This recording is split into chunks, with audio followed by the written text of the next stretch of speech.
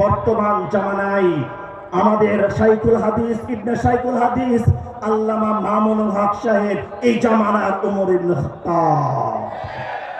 সম্মানিত উপস্থিতি, আগামীর বাংলাদেশ ইসলামের বাংলাদেশ হতে যাচ্ছে। আগামীর বাংলাদেশ খেলাফতের বাংলাদেশ হতে যাচ্ছে।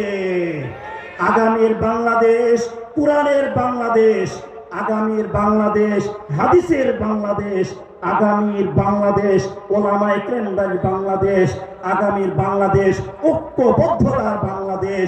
যে যেই মতটায় থাকুক না কেন, সকল ইসলামী দলকে উদারভাবে আহ্বান জানাবো, আপনারা সবাই আসুন, আমরা একসাথে ঐক্যবদ্ধ হয়ে যত বাতিল শক্তি আছে সকল বাতিল শক্তির বিরুদ্ধে যেন আমরা ঐক্যবদ্ধভাবে প্রতিবাদ গড়ে তুলতে পারি।